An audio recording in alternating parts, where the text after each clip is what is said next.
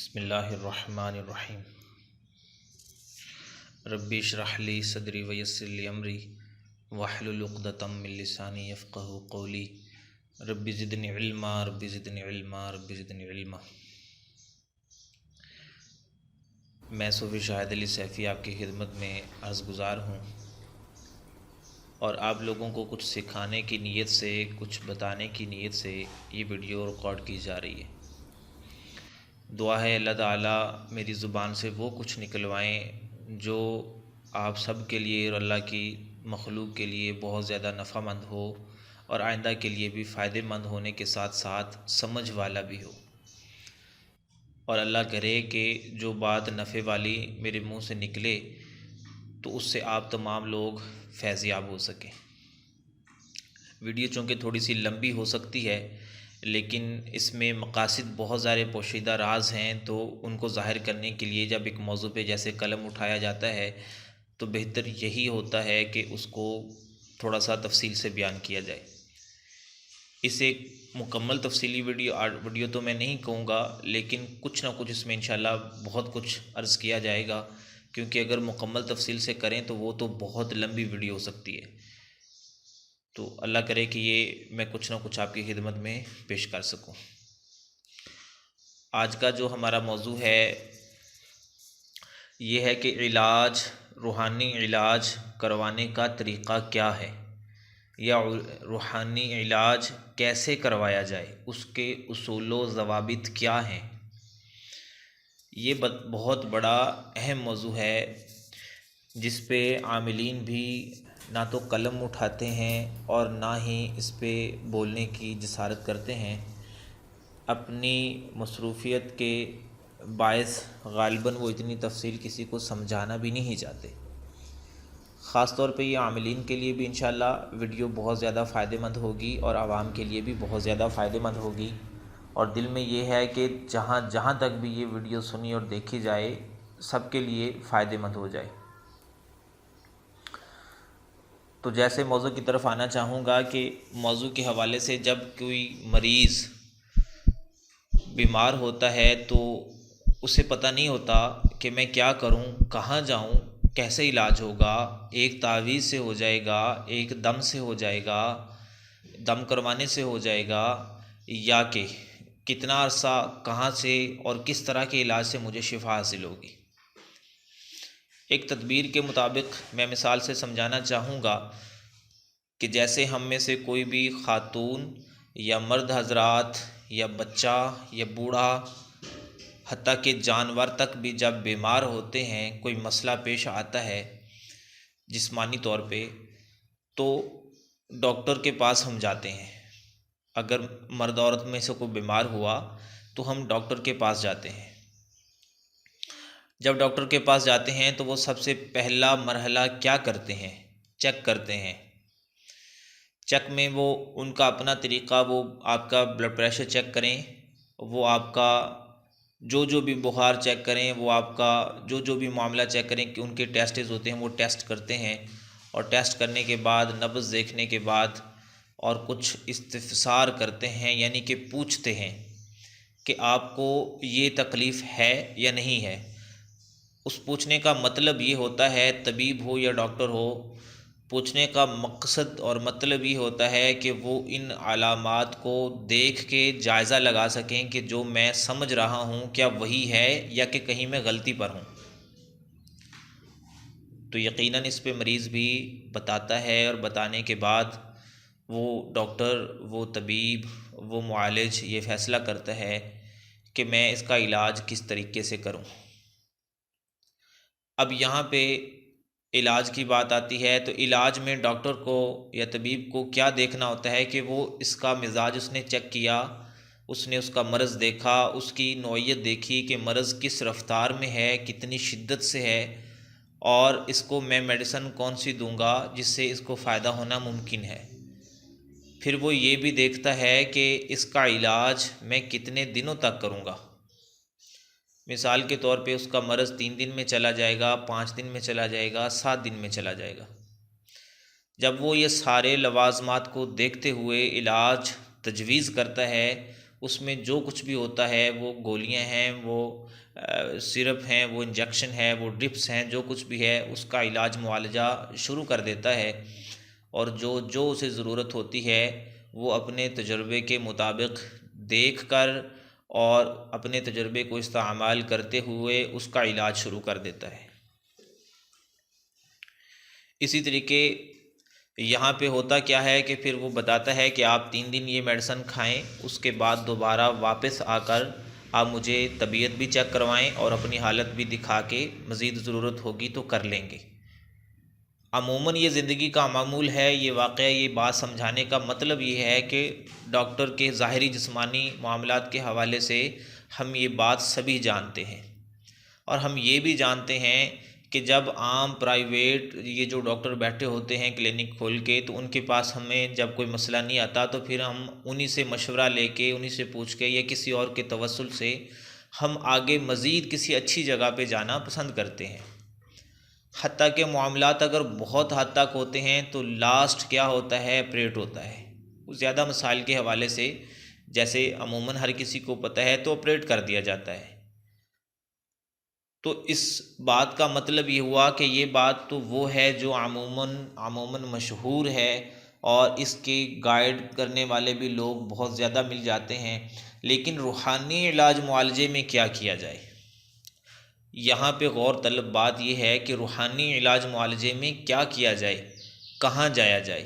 کیونکہ گلی گلی موڑ موڑ گھر گھر میں عامل ہے اگر، تو اس پہ اعتماد کرنا مشکل ہے کہ ہم کہاں جائیں، کس کے پاس جائیں،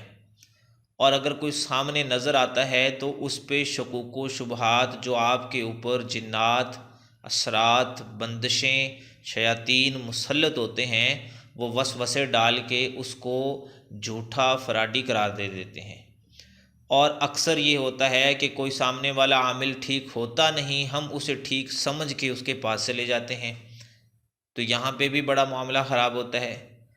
تو یہاں سے ہم سب سے پہلے یہ سمجھیں کہ ہم اگر علاج اپنا روحانی کروانا چاہیں تو کس طریقے سے کروائیں، اور اگر ہم کروانے کے ساتھ ساتھ کچھ اس کی سمجھ بوجھ رکھنا چاہیں تو وہ کیا کروائیں۔ سمپل سا سیم پروسیس ہے کہ آپ سب سے پہلے کسی اچھے معالج روحانی کے پاس جب جائیں گے،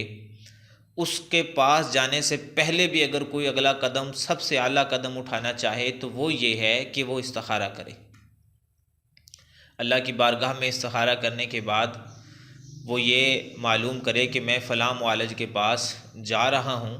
یا اللہ کیا اس میں میری بہتری ہے، اگر میں علاج کرواؤں اس میں میری لیے شفا ہے، تیری بارگاہ عظیم سے استخارہ کرے۔ استخارے کا جو مکمل طریقہ ہے وہ ہم نے واٹس ایپ پہ بھی دیا ہوا ہے، بڑی تفصیلی وائس میں پیش کیا ہوا ہے، اگر پھر بھی کسی کو نہیں ملا ہوا تو وہ رابطہ کر کے لے سکتا ہے، اور اگر آپ لوگ کہیں گے تو انشاءاللہ اس موضوع پہ الگ سے ایک ویڈیو تفصیل سے بنا دیں گے، تاکہ آئندہ کے لیے بھی مخلوق کو فیض پہنچتا رہے اور آپ استخارہ کر کے خود اللہ سے مشورہ بھی کر سکیں۔ اچھا، اگر آپ کو استخارہ کرنا نہیں چاہتا یا کسی کو نہیں آتا تو وہ کیا کرے؟ وہ جب کسی معالج کے پاس جائے تو معالج کو یہ چاہیے کہ سب سے پہلے اس کی تشخیص کرے، اسے روحانی طور پہ چیک کرے، آیا کہ مریض کے اوپر جو تکلیف ہے یہ روحانی ہے یا جسمانی ہے۔ جب معالج نے یہ چیک کر لیا، اب وہ یہ چیک کرے کہ اگر روحانی ہے تو کیا یہ جادو ہے، یا کہ یہ جنات ہیں، یا کہ شیاطین اور نظر بد مسلط ہے، یہ ساری چیزیں چیک کرے۔ اچھا، یہ چیک کرنے کے ساتھ اب وہ یہ بھی چیک کرنا چاہیے، اگر اچھا معالج ہوتا ہے تو وہ خود ہی سارے معاملے چیک کرتا ہے کہ اس سائل، میرے پاس آنے والے سائل کو اگر جادو ہے تو وہ کس طاقت پہ پہنچ چکا ہے اور کس رفتار میں ہو چکا ہے، اور اگر جنات ہیں تو وہ کس طرح کی تکلیف پہنچانے پہ معمور ہیں اور وہ کتنی طاقت رکھتے ہیں۔ پھر اسی طریقے وہ یہ دیکھے گا کہ جادو کے اثرات شدید زیادہ ہیں یا کہ جنات کے اثرات زیادہ ہیں۔ یہاں پہ عموماً جو ایک بہت بڑی غلطی کی جاتی ہے کہ جادو اور جنات کو تو چیک کیا جاتا ہے، لیکن نظر بد کی طرف توجہ نہیں کی جاتی، جبکہ نظر بد اتنی خطرناک ہے کہ اللہ کے نبی سرکار دو عالم نبی کریم رؤوف الرحیم صلی اللہ علیہ وآلہ وسلم نے فرمایا کہ نظر بد اگر انسان کو لگے اسے قبر تک پہنچا دیتی ہے، اور اگر جانور کو لگے اسے ہانڈی تک پہنچا دیتی ہے۔ اگر اونٹ کا، یہاں پہ اونٹ کا تذکرہ ہوا ہے تو خیر مقصد جانور ہے، تو مقصد کیا ہے کہ موت کے منہ تک پہنچا دیتی ہے، تو نظر بد کی طرف توجہ نہیں کی جاتی، جو کہ بہت بڑی اور غلط بات ہے، اور اکثر دیکھا گیا ہے کہ اسی وجہ سے مریض ٹھیک نہیں ہو پاتے، لہٰذا تشخیص اس کی بھی لازمی کی جائے۔ اب جب کہ معالج کے یہ سامنے آ چکا کہ مریض کو جادو ہے، جنات ہے، نظر بد ہے اور اس نوعیت کا ہے، اب وہ یہ دیکھے گا کہ مریض کو جو علاج دیا جائے اسی شدت کے حوالے کو، اسی شدت کو دیکھتے ہوئے اسی طریقے کا اس کو علاج کیا جائے، علاج دیا جائے، جیسے ڈاکٹر نے باقاعدہ 3 دن کی یا 4 دن کی یا 10 دن کی دوا کھانے کے بعد پھر آنے کو کہا، اسی طریقے یہ روحانی معالج اس دوا کو اس مریض کو اس کے حساب سے علاج دے۔ اب یہ معالج کو پتہ ہوتا ہے کہ اس کے پاس کون سا ایسا تعویذ ہے، کون سا ایسا ہتھیار ہے، کون سی ایسی چیز ہے جو کہ بہت زیادہ فائدہ مند ہے اور اس کے تجربے میں بہت زیادہ وہ تیز اثر کرنے والی ہے۔ مثال کے طور پہ اگر جادو ہے تو معالج کے پاس کون سا ایسا تعویذ ہے کہ جسے وہ دیتا ہے تو وہ بہت زیادہ اثر کرتا ہے۔ اسی طریقے وہ دیکھتا ہے کہ اگر جنات ہیں تو اس کے لیے کون سی مؤثر چیز ہے، اسی طریقے وہ دیکھتا ہے کہ اگر نظر بد ہے تو اس کے لیے کون سی مؤثر چیز ہے۔ اب یہاں پہ یہ بات ختم نہیں ہوتی، کیونکہ جادو بھی ایک طرح کا نہیں ہے، جنات بھی کسی ایک وجہ سے ایک قسم کے نہیں ہیں۔ ہاں البتہ نظر بد 2 طرح کی ہو سکتی ہے، انسانی یا جناتی، تو نظر بد کے لیے بھی اسی طریقے سے علاج کیا جاتا ہے۔ اگر شدت کی ہو تو شدید علاج کیا جاتا ہے، طاقتور ترین اور تھوڑا زیادہ دن علاج کرنا پڑ سکتا ہے، اور اگر معمولی ہو تو غالباً یا شاید 1-2 دم کرنے سے، تعویذ دینے سے، 1-2 دن کے علاج سے یا ایک دم سے ہی بھی علاج کیا جا سکتا ہے۔ تو اسی طریقے معالج یہ فیصلہ کرتا ہے کہ میں اس کو کیا علاج دوں اور کتنے دن کا دوں، اور اگر اس کی سمجھ میں نہیں آ رہا ہوتا تو وہ اپنے پاس جو مخلوق ہوتی ہے، اس کے پاس جو معاونت کرتی ہے علاج معالجے میں، وہ اس سے رہنمائی لیتا ہے، رہنمائی لینے کے بعد اپنے سائل کو پاس آنے والے مریض کا علاج کرتا ہے۔ اب علاج دینے کے ساتھ وہ جب اپنے پیشنٹ کو گھر بھیج دیتا ہے تو اس کے ساتھ ساتھ اس کے جو پرہیز ہوتے ہیں، جو احتیاطیں ہوتی ہیں، جو تدابیریں ہوتی ہیں، وہ بھی بتاتا ہے، اور سائل اس کی پابندی بھی کرتا ہے۔ جیسے ڈاکٹر کے پاس جانے والا ایک مریض اور اس کو ڈاکٹر بتاتا ہے کہ آپ نے فلاں نہیں کھانا، فلاں نہیں کھانا، فلاں نہیں کھانا، اور فلاں چیز کھانی ہے، یہ نہیں کرنا، وہ نہیں کرنا، اسی طریقے روحانی معالج بھی کرتا ہے، اور وہ روحانی تدابیر اختیار کرتے ہوئے کہ مریض جلد سے جلد صحت یاب ہو اس کی رہنمائی کرتا ہے۔ اس کے ساتھ ساتھ اس کو بتایا جاتا ہے کہ آپ اتنے دن بعد دوبارہ تشریف لائیں۔ روحانی علاج معالجے میں کم از کم 3 دن، اور اگر تھوڑا سا زیادہ کرنا چاہیں تو ہر ہفتے میں 1 بار تشخیص کرنا اچھا ہوتا ہے، اور اسی طریقے مریض کے لیے یہ بہت زیادہ فائدہ مند ہوتا ہے۔ تو معالج کے پاس جب دوبارہ اس کا پیشنٹ آئے روحانی علاج استعمال کرنے کے بعد، تو معالج کو پھر سے چاہیے کہ وہ اسے روحانی طور پہ چیک کرے کہ میں نے جو علاج دیا تھا اس کا فائدہ کتنے % ہوا، مریض کو کتنے فیصد بہتری محسوس ہوئی، اور مریض سے وہ پوچھے بھی۔ مثال کے طور پہ جیسے میں یہاں پہ ایک مثال دینا چاہوں گا کہ اگر کوئی یہ رپورٹ کرواتا ہے کہ اس کا HB کتنا ہے، تو رپورٹ میں آیا کہ جی 8.2 ہے یا 8.5 ہے، تو مریض نے 10 دن دوا کھائی، 10 دن بعد اگر اسے افاقہ محسوس ہوا اور وہ یہ چاہتا ہے کہ دوا ختم ہوئی، تو اسے چاہیے کہ دوبارہ رپورٹ کروائے۔ اگر تو اس کی 10، 10:30، 11 تک پہنچ گئی ہے تو اس کا مطلب یہ ہے کہ الحمدللہ اب وہ ٹھیک ہو چکا ہے۔ اور اگر مکمل نہیں ہوئی طاقت، مثال کے طور پہ یوں لے لیتے ہیں کہ 8.0 تھی تو اس کو 9 تک چلا گیا، تو مطلب کہ بہتری تو ہوئی لیکن تھوڑی بہتری ہوئی مزید، یعنی کہ کم از کم کوئی 10 دن کی یا 5 دن کی اسی حساب سے میڈیسن اسے کھانی چاہیے۔ کھانے کے بعد وہ اگر چاہے تسلی کے لیے تو اسے چاہیے کہ دوبارہ پھر سے ایک بار رپورٹ کروا کے تسلی کروا لے کہ اس کا ایچ بی پورا ہوا یا کہ ابھی کمی ہے۔ اگر کمی ہو تو پھر استعمال کرے۔ یہی اصول یہاں بھی اپنایا جاتا ہے، لیکن ہمارے ہاں یہاں پہ اس چیز سے اکثر بہت زیادہ سستی دیکھنے میں آتی ہے، بہت زیادہ اس حوالے سے لاپرواہی دیکھنے میں آتی ہے، جو کہ مریض کے لیے بھی غلط ہے اور بلکہ مریض ہی کے لیے غلط ہے۔ تو اس بات کو آپ لوگ اگر سمجھیں گے تو یقیناً یہ آپ کے لیے بہت زیادہ فائدہ مند ہوگی۔ اب یہاں پہ دوسری بات یہ ہے کہ مریض نے علاج کر لیا، مریض نے الحمدللہ اللہ کی رحمت سے اس روحانی علاج کی برکت سے شفا حاصل کر لی، مریض الحمدللہ تندرست ہو گیا،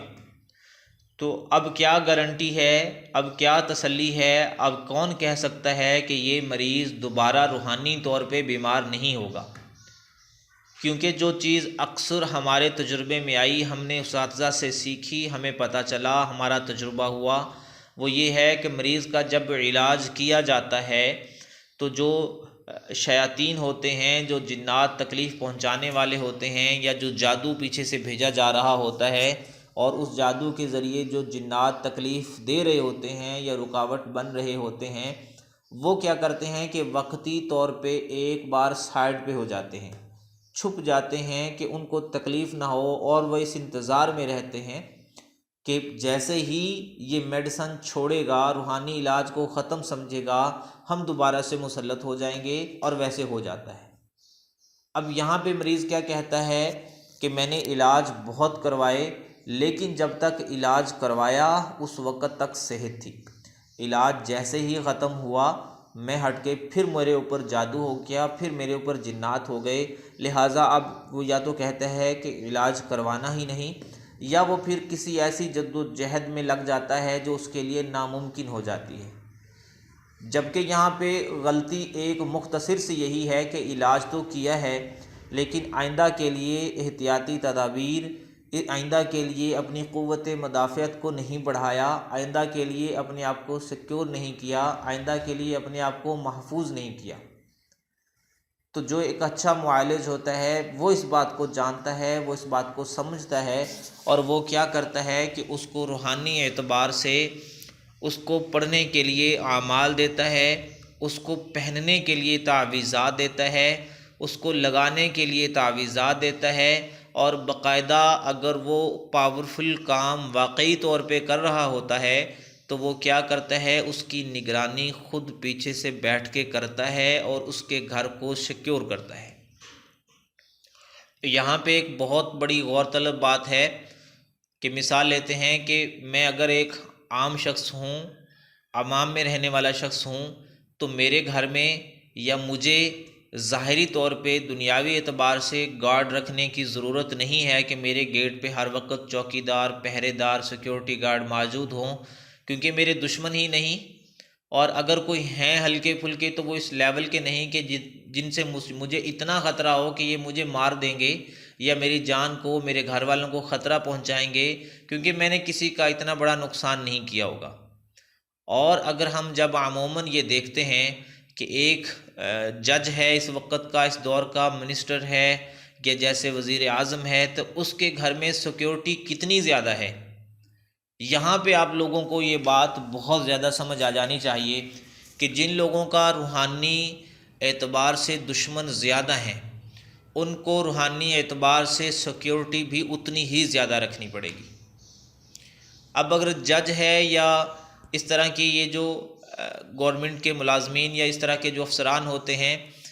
ان کا معاملہ کیا ہوتا ہے کہ اگر جج ہے تو وہ جب بھی کوئی فیصلہ سناتا ہے تو جو ملزم ہوتا ہے، جو مجرم ہوتا ہے،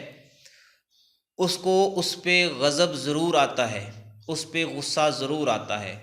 اور وہ یہ دل میں ٹھانتا بھی ہے کہ میں اس کو ہو سکا تو ختم ضرور کروں گا، اور اگر اسی طریقے مجرم بہت بڑی پارٹی کا بندہ ہوتا ہے، طاقتور ہوتا ہے، تو جو اس کے پیچھے والے ہوتے ہیں وہ جج کو نقصان پہنچانے پہ بھی آمادہ ہو جاتے ہیں۔ انہی ساری چیزوں کو مد نظر رکھتے ہوئے گورنمنٹ جو ہے وہ اس کو سیکیورٹی فراہم کرتی ہے اور اس کی حفاظت کا سارا سلسلہ کر کے اسے کام پہ معمول جاری رکھا جاتا ہے۔ تو آیا ایک اگر روحانی معالج ہے، جیسے کہ یہاں پہ علاج معالجے کا سلسلہ جاری ہے، سائل آیا پیر صاحب کے پاس، سائل آیا روحانی معالج کے پاس، سائل آیا روحانی علاج کروانے، تو جو سائل کے اوپر شیاطین، جنات، جادو مسلط تھے وہ اس کو تکلیف دے رہے تھے، اور عامل نے کیا کیا، روحانی معالج نے کیا کیا، ان کو ہٹانے کے لیے، ان کو بھگانے کے لیے، ان کو جلانے کے لیے روحانی علاج دیا۔ جب علاج دیا تو کیا ہوا، ان چیزوں کو تکلیف ہوئی یا نقصان ہوا، اور جو مریض تھا وہ صحت یاب ہوا، لیکن ان چیزوں نے کیا کہا کہ اس سے دشمنی لے لی، اس سے دشمنی شروع کر دی کہ ہاں ہماری تم سے تو کوئی دشمنی نہیں تھی، لہٰذا ہمیں تو نے کیوں جلایا، تو نے کیوں نقصان پہنچایا، تو نے کیوں اس کی مدد کی۔ اور ایسا بہت زیادہ ہوتا ہے۔ تو یہاں پہ عاملین کے لیے ایک پیغام ہے، عاملین کے لیے ایک نقطہ ہے کہ سب سے پہلے سب سے زیادہ اپنی حفاظت کو اپنا معمول بنائیں۔ اگر آپ کسی کو دم کرتے ہیں، اگر آپ کسی کو تعویذ دیتے ہیں، اگر آپ کسی کا روحانی علاج کرتے ہیں، تو سب سے زیادہ اپنے آپ کو سیکیور کریں، اپنے آپ کو محفوظ کریں، کیونکہ آپ کی جو دشمنی ہے وہ ایک ایسی دشمنی ہے جو آپ کو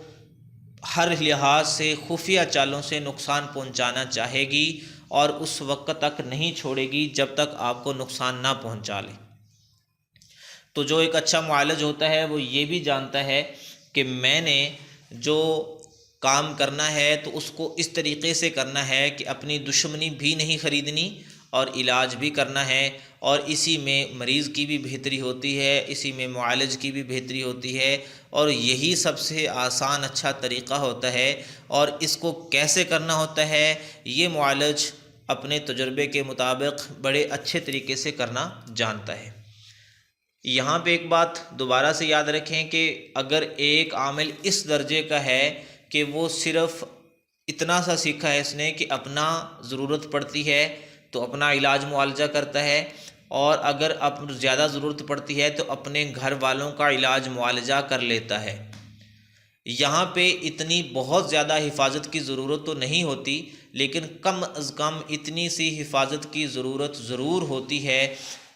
کہ جو اس کے اوپر اثرات آئے تھے، وہ جس طرف سے آئے تھے وہ دوبارہ سے نہ آئیں، اور وہ اتنی ہی سی حفاظت اپنی کرے، اور بہت بہت بڑے سیکیورٹی گارڈ رکھنے کی کوئی ضرورت نہیں۔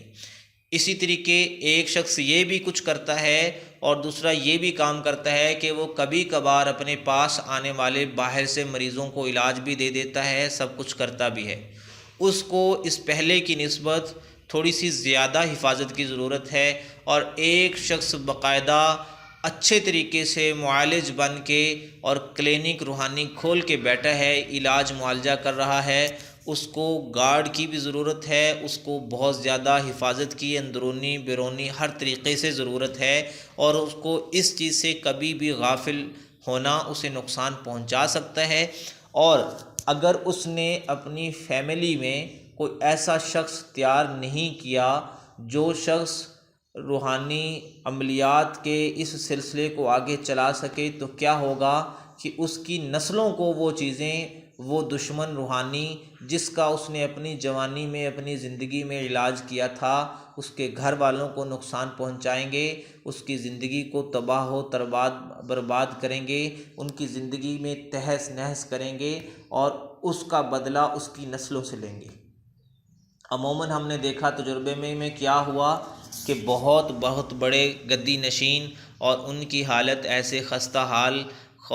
حال زندگی اور خستہ حال جوانیاں اور خستہ حال زندگی کے اصول و ضوابط کے جو نہ دیکھنے کے قابل نہ سننے کے قابل، اور جب ان کے والدین کو دیکھا تو ان کے مزار بنے ہوئے، ان کے اوپر لوگ چادریں چڑھا رہے، ان کے در سے لوگ فیض پا رہے، اور جب ان کی اولاد کو دیکھا تو وہ حال و بحال ہوئے پڑے۔ جب اس کی وجہ کو دیکھا گیا تو پتہ چلا کہ مسئلہ یہ ہے کہ مسئلہ دشمنی کا ہے، جو ان کو جدی پشتی اور جو ان کو وراثت میں ملی، اور جس کا انہوں نے بھی تدارک نہیں کیا، اور بڑوں نے یہ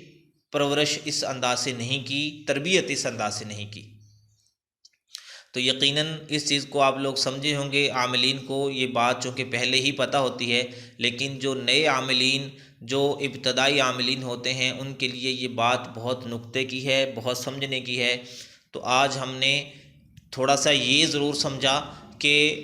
جو علاج کا اصول ہے اسے کیا رکھا جائے اور کس طریقے سے شروع کیا جائے، اور اس علاج کرنے کے بعد آئندہ پہ اپنی حفاظت کو کتنا اہم سمجھا جائے۔ یہ دو چیزیں ہم نے ان کی تھوڑی سی اہمیت جانی،